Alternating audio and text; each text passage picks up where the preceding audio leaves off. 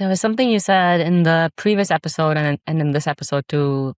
I think you may have said it twice now, which is regaining trust in your body. Mhm. So maybe you can talk about how you began to regain trust in your body and maybe how you're encouraging your dad to regain trust in his body. It was a very long way for me, to be honest.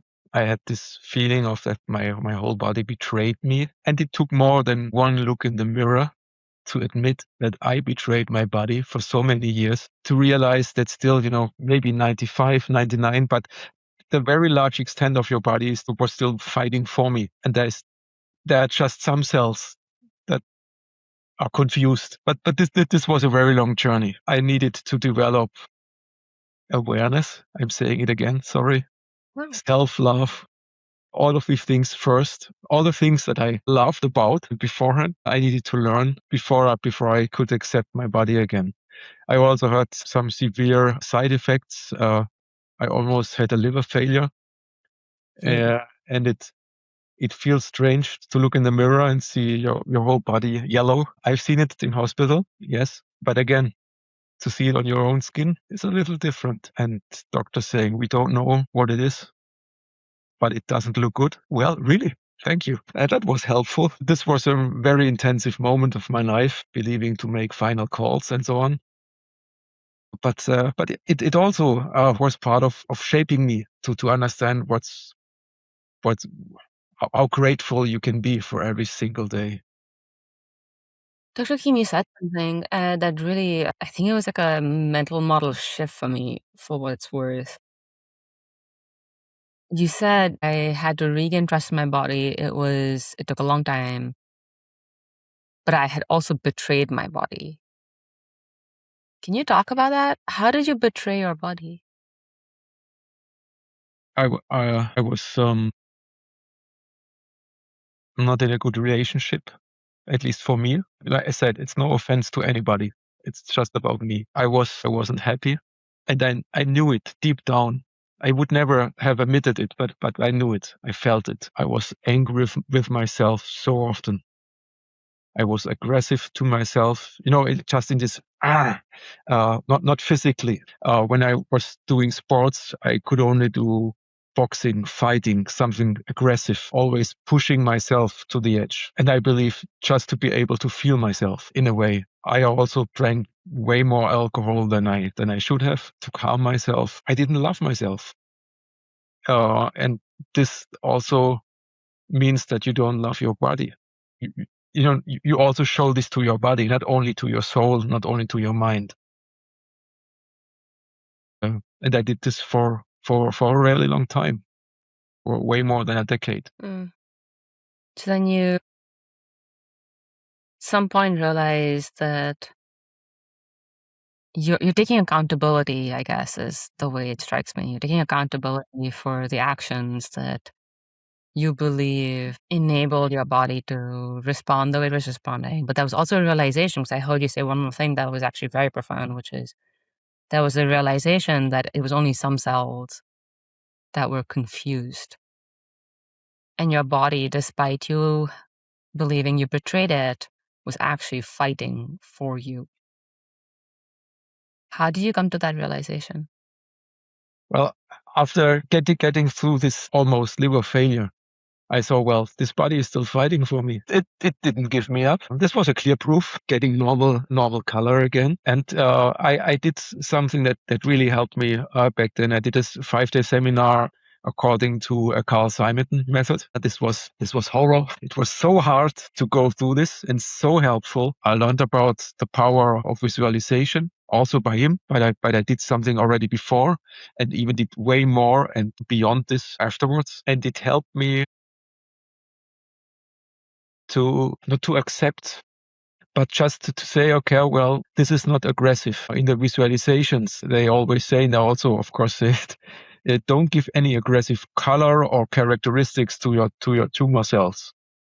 Always make them weak, make them disoriented, give them a weak color. And this tremendously helps. This reduces the fear and give yourself superpowers. I really worked a lot with visualizations, and I worked with it from day one. When the first drop of the chemo entered my body, I started with the first visualization. And this is, as I'm here, because I'm always recommending to anybody, there is always a time gap between the diagnosis and the start of treatment.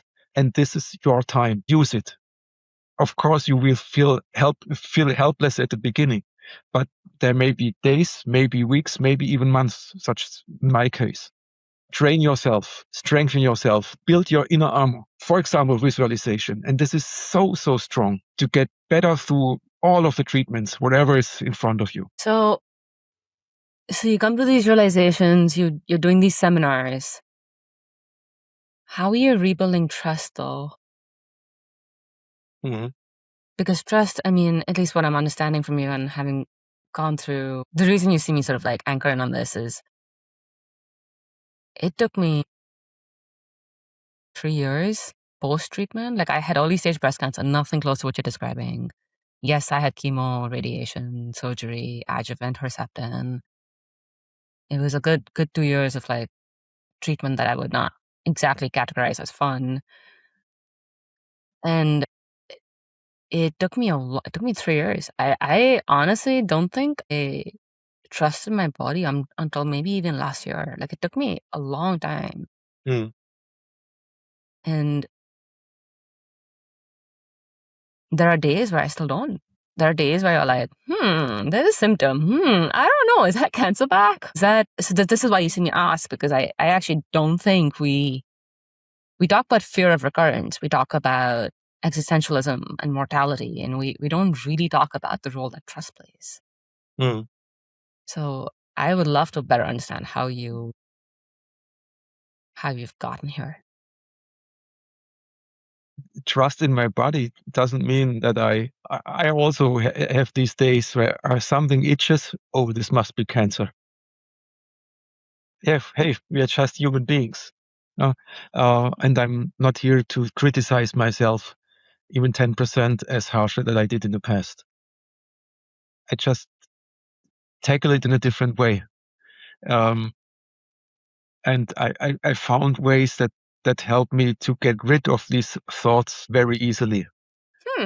And these things just help me every single day. Trust in my body started in a way after I began to stay more present, to stay more in the actual current moment. Because in this moment, I realized, hey, you are feeling good in this moment. Nobody can take away from you this moment. You don't know what will happen tomorrow. You don't know if you will be there tomorrow. Maybe a plane crashes in your house today. So be more in the present. Realize that it doesn't help you to regret all the sins from the past or to live in worst case scenarios of what tomorrow can bring.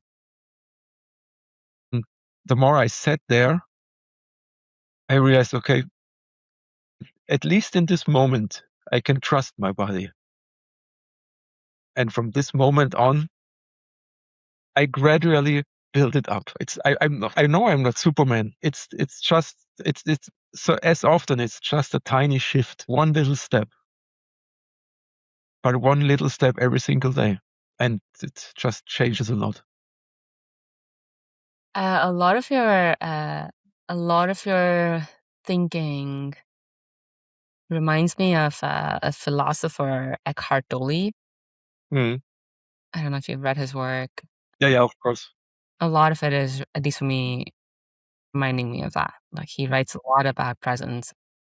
If you're able to ground yourself in this moment and only this moment, life is nothing but a series of moments. And if you can do that, then you've, to a large extent, mastered a lot of the things that people are suffering from. Many are doing this, like Tony Robbins, even Joe Dispenza. This is universal wisdom. So it's universal wisdom. You're tapping into it. How do you get your dad to tap into it? I believe mostly that he saw me as a proof that this can work, and that he had me as his side, as life support in this. Not always knowing what to say or knowing what not to say. There are also many offers that he didn't take. Even I still believe it would have been beneficial, like psycho-oncology. Mm. But this is also probably something in this generation, the post-war generation. They are so much used to deal with things on their own. On the other hand, dear male patients had way more courage than many male patients out there to admit his fears. Hmm. I'm also working mostly with female patients because I believe, in my impression, they are way more courageous. They are way more often to challenge themselves, to challenge their points of view, and to learn and to grow and to admit that there are things that need to change, that they can be better. And I would love, and this is also, in the end, a reason why I'm doing what I'm doing, that to show other men, hey, you can be honest and you can show your fear, and it's okay. It's still okay. This podcast, show notes, and newsletter is for general informational purposes only and does not constitute the practice of medicine, nursing, or other professional healthcare services, including the giving of medical advice, and no doctor-patient relationship is formed. The use of information on this podcast or any materials linked from this blog is at the user's own risk.